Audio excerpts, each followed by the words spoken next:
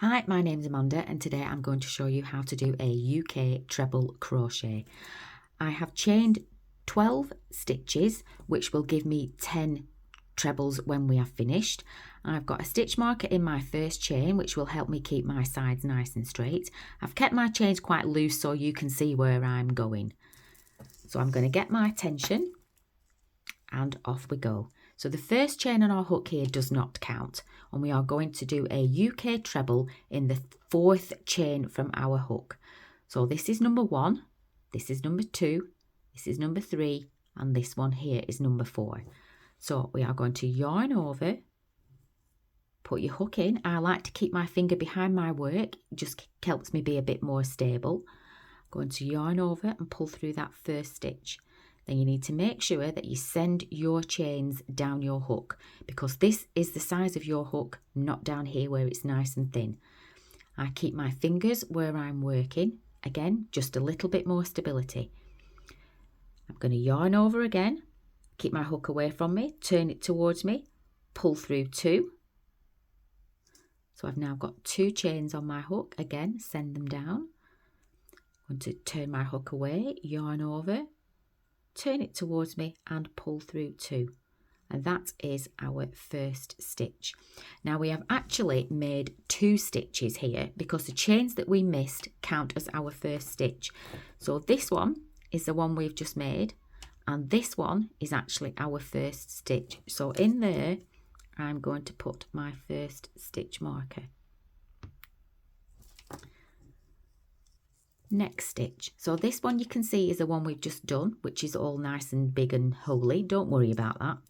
The more you practice, the better it gets. And say I've kept mine nice and loose so you can see where I'm going.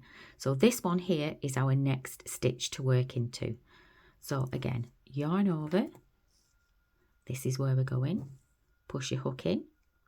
Push your yarn on if you need to. Yarn over, pull through 1 loop. You've now got 3 on your hook. Push them down, turn your hook away from you, yarn over, pull it towards you, pull through 2, send it down again, move your fingers up, again hook away, yarn over and pull through 2, and that's now our 3rd stitch. So you can see again this is nice and big, this is where we've just been, so this one here is our next stitch to go into. So yarn over, push it in, yarn over, pull up a loop, you've got 3 on your hook, send it down, remember hook away from you, yarn over, catch it, pull it towards you, pull through the first 2, send it down, move your fingers up, yarn over and pull through 2. Again, that's where we've just been, this is our next stitch, yarn over, push it through, yarn over, pull through 1, send it down, move your fingers along, yarn over, pull through 2, push it down, move your fingers, yarn over, pull through 2, and that is our next stitch. So again, this is our next one. So I've got yarn over, in we go, pull through 1, send it down, yarn over, pull through 2, send it down, yarn over, pull through 2. Next stitch is there. Same again.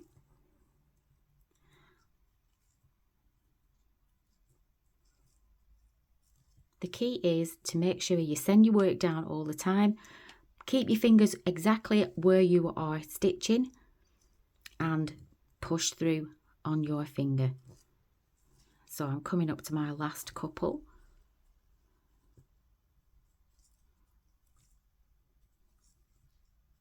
I know that's my last stitch because that's where my stitch marker is. They are invaluable because otherwise you can easily end up with a triangle. So that's my last stitch. I'm going to work in there. And if you give them a count, you should have 10 stitches. If you turn it that way, you can see the V's. I'll just lie it down. So we have 1, 2, 3, 4, 5, 6, 7, 8, 9 and 10. So for our next row, we're going to chain 3, 1, 2, 3. Now that will count as our first stitch.